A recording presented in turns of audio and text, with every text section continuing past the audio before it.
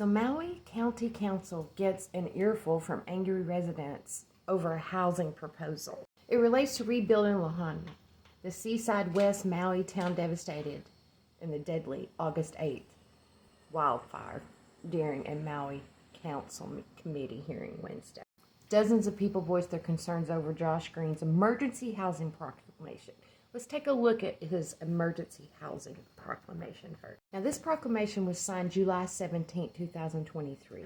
It aims to streamline the development process and empower developers and stakeholders to contribute to creation of more housing opportunity. Reflects on extensive input from state and county agencies and provide details and process maps, application checklists, common areas, approval delays, and recommended touch points of engagement.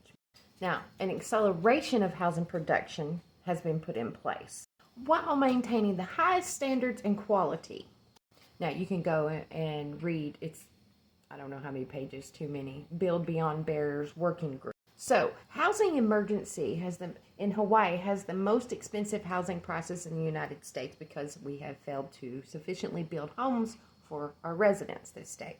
Our current housing shortage has led to this crisis, increasing homelessness, migration, and mainland, which threatens our Hawaiians and way of life across Hawaii. Now, once a project is certified under the emergency proclamation, the chief housing officer, in consultation with the BBB working group, shall determine the cultural sensitivity of the areas. Now, this was all revised in July of 2023. Let's move further and let's show you in the cities in Hawaii of what they have planned, when they had it planned in July. Now, they talk a lot about homeless. This one's expected to be completed in 2027. This is in Honolulu. 100% affordable housing, 625, about 5,000 square feet. They got it making it sound so good, and it's going to be very high tech, like very smart city-ish. Eisenberg, 278 units. I can't say it, but I'll try. Wakakola, 229 units. Wapeiu, 537 units. Lahumia, affordable housing. I apologize if I'm getting it stated wrong. This one is expected to start construction. Apparently, it's already started. It said April 2024. Lama Ola, that one's going to have 550. This is Mayor Wright Homes. This one is the biggest. It's going to have over 2,000 units. It's for mixed income families, mixed use development, focused on building 2,500 new units. This includes a 1-for-1 replacement of more than 360 units. This one was done as the pipeline projects, and it's outlined in each individual's separate notations on what it is they need. For a course of 5 years here, of 50,000, but it also goes through a 10,000 year pipeline across the states. Now, here's the kicker. 12,000 more may be made possible under the emergency proclamation. Now, this gives you what it costs to live in Hawaii. A nurse's average salary is $113K. Firefighters, $73K. A social teacher is $63K. Tells you fewer than one households can afford a single family home, and fewer than 1 and 2 can afford a condominium. Says 40% of our homeless neighbors are Native Hawaiian. Now back to the City Council meeting. After expressing condolences over 115 lives that were lost in the worst U.S. fire in over a century.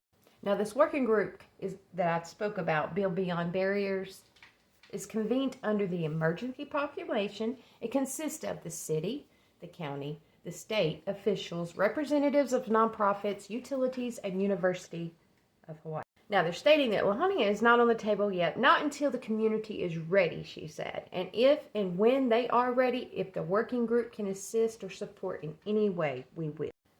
They say that assistance is underway to identify available government and private land where new homes could be built to house Lahanian fire survivors. They're looking for parcels in West Maui and parcels in Central Maui. The group has identified about 7 existing housing construction projects that might be nudged along in a fast track so that the people could move in by January. There's also discussion about using Maui's 10,000 to 12,000 short-term vacation rental units for long-term use by the fire survivors. On a second, third, or fourth home, they want you to give that over to the communities that someone can live there. They have an open floor, and more than 120 people had signed up, and many expressed distrust of the emergency proclamation. They feel that it is nothing less than a threat to democracy, and it appears to be unconstitutional, said one of the residents, Robin Knox. Now, Justin Hewley is a teacher who taught at one of the schools that was completely destroyed. He said that the Maui City Council should pass a resolution distancing itself from the government's proclamation. That this is to take down their rights, to take down their democracy. You are hurting the teachers. You are hurting the people of Lahaina. Enough is enough. Distance yourself from this as soon as you can, Hewley said. They feel that their voices are being undermined. Gives too much power to unelected officials.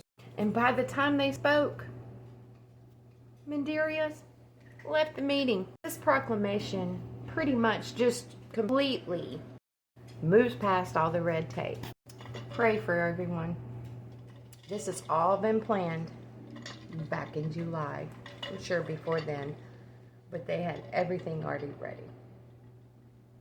Country Crazy out.